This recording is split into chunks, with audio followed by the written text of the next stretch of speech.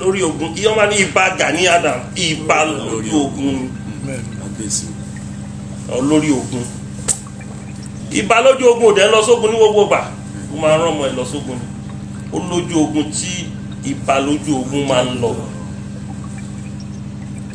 Ààrẹ ọ̀nà kakanfò ilẹ̀ Yorùbá olóyè Gani Adams ti sọ̀rọ̀ wọ́n ti sọ̀rọ̀ lórí ọ̀rọ̀ àwọn Fúlàní àti bó ṣe líǹkì mọ́ ilẹ̀ Yorùbá.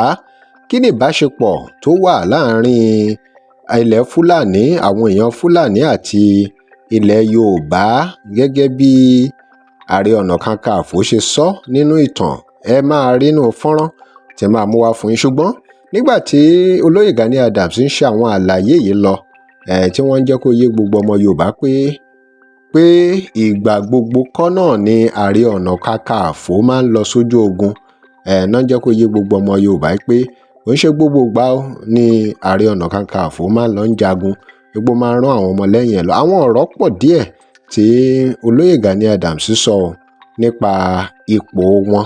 Ọ̀rọ̀ rèé o sí gbogbo ẹ̀yin tí ẹ ti ń sọ pé olóyè Gani Adams ò lọ kojú ogun Fúlàní wípé kò wá nǹkan ṣe sí ogun Fúlàní tó ń kó àwọn ọba Yorùbá tó ń pa àwọn ọba Yorùbá tó ń pa àwọn ọmọ Yorùbá àti bẹ́ẹ̀ bẹ́ẹ̀ lọ. Olóyè Gani Adams wá dá yín lóhùn báyìí o ẹ gbọ́ ẹ̀kúnrẹ́rẹ́ nínú fọ́nrán tá a máa mú wá fún yín. Olóyè Gani Adams ṣe àwọn àlàyé kan nípa ìbáṣepọ̀ ilẹ̀ Yorùbá pẹ̀lú àwọn Fúlàní Kànúrí àwọn Àwórì àti àwọn ẹ̀yà míì kéékèèké bẹ́ẹ̀ gẹ́gẹ́ bí wọ́n ṣe sọ nínú ìtàn. Pẹ̀lú èyí tí Gani Adams wá sọ yìí o ṣé kò yẹ kí ààrẹ òpìtàn dá sí ọ̀rọ̀ yìí kí wọ́n tún lè tàn mọ́lẹ̀ sí dáadáa bóyá ààrẹ òpìtàn náà mọ̀ nípa ìbáṣepọ̀ tó wà láàrin ilẹ̀ Yorùbá àti àwọn Fúlàní gbogbo bí gbogbo ẹ ṣe sopọ̀ mọ́ra wọn. Ìgbà wo làwọn Fúlàní dé ìgbà wo ni àwọn Yorùbá dé báwo ni ọ̀rọ̀ yìí ṣe rí.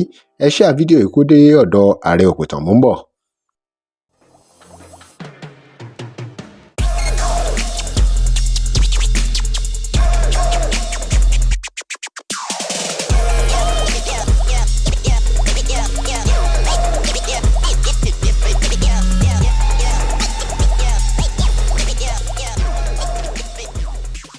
Welcome to Digi Naija. Remember to like, share and follow us. Ẹ jẹ́ a gbọ́ ìtàn díẹ̀ lẹ́nu olóyè Gani Adams. Ẹ jẹ́ kí ààrẹ òpìtàn náà gbọ́rọ̀ yìí o.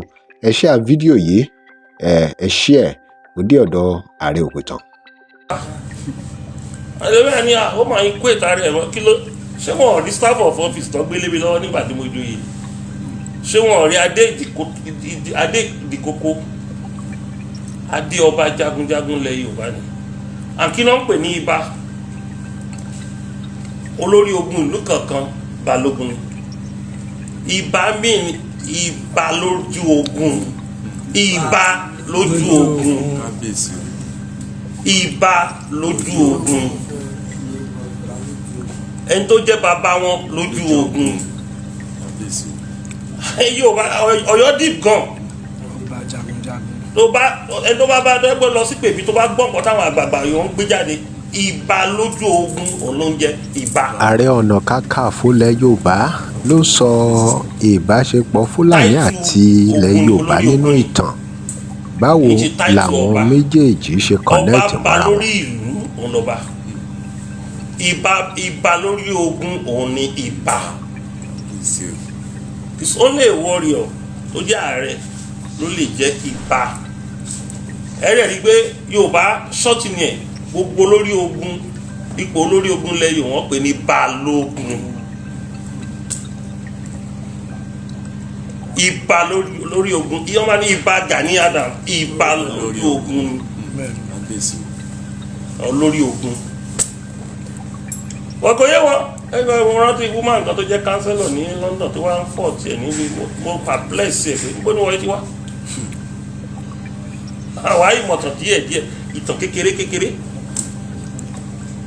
nítọ̀lẹ̀ Yorùbá ojoojúmọ́ la dẹ̀ ń rí tàn sí ibà lójú ogun náà ibà lójú ogun òdẹ ń lọ sógun ní gbogbo gbà ó máa ń rán ọmọ ẹ lọ sógun ni ó lójú ogun tí ibà lójú ogun máa ń lọ. so wọ́n ní ká ṣe wọ́n ṣe ń ṣe ó lè bá a rí bó ṣe ń rí. Orí Yorùbá ti jí wọ́n ti ìjà tó yẹ káwa tẹ̀ jagun àwọn àtàwọn ọba mi lẹ Yorùbá mi dìde wọ́n jà lórí ìtàn Èkó. Àwọn kan wá tó sọ pé àwọn ló lè kó inú mi dùn gan nígbà tó yá mo ní kí làwọn tẹ̀ ti fẹ́ sọ wọn báyìí. Àwọn Yorùbá ti ń gbèjà ara wọn báyìí o tẹ́lẹ̀tẹ́lẹ̀ àwa nìkan la máa ń sọ̀rọ̀ àtọ́bá o àtijọ́yé o àtàwọn pòfẹ́sọ̀ àti tí ò ṣe pòfẹ́sọ̀ àtàwọn columnist o ní yes Yorùbá ti jí. Tẹ́lẹ̀tẹ́lẹ̀ àwọn ìran tó nǹkankan wọ́n bá ti ń ara àṣọ pẹ̀lú wrong history Yorùbá máa ní kán fún wọn lẹ̀ ìjọ òun náà dá wọn. Ifẹ̀ ti exist more than 14,000 years ago. Ìlú tó bá exist àbí ìran tó bá exist ní Nàìjíríà fún 3,000 years ago yàtọ̀ sáwọn Kànúrì. Ààrẹ Ọ̀nà Kakanfò ilẹ̀ Yorùbá ló sọ ìbáṣepọ̀ Fúlàní àti ilẹ̀ Yorùbá nínú ìtàn. Àwọn tó ń gàgàbá báwo lórí wa tó ń bá wa ń dà wá láàmú méjèèjì gan-an ṣe connect àwọn mọ́ra wọn. Fúlàní 1804 18th century gan-an dé. Wọ́n bá náà wọ́n dé ní 1804 it's either 18th century or 1795 wọ́n ní Fúlàní wọ Nàìjíríà. Èyí tó wá jẹ́ Nàìjíríà ní tàwọn torí Nàìjíríà gan ni gbogbo à ń jẹ́ o lọ́lùgáàdì ló so wá papọ̀.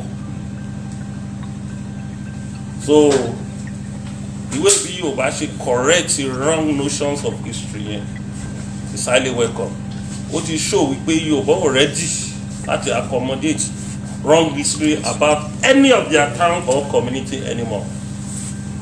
Àlejò máa sọ Ìdúgọ̀ràn ẹ máa pè ní ìlú Benin. Ibi tí ọba Elékòó ń gbélé ní tó jẹ́ ààfin Ìdúgọ̀ràn ibi tí àwọn Àwórì máa ń gbin ata sí ni náà. Ata làwọn Àwórì pè ní Ìgọ̀ràn. Ibi tó máa ń gbin ata sí tó bá pẹja àwọn Àwórì àwọn tó wá láti Ifẹ̀ tó wá jẹ́ Àwórì l'Ékòó and Ogun State ibi tó máa ń gbin ata sí tó bá ti pẹja tán wọn á fata yí ọkàn fi sebẹ̀ òun náà ń pè ní ìdúgbò Láàfin Akíolúwà lẹ́ni.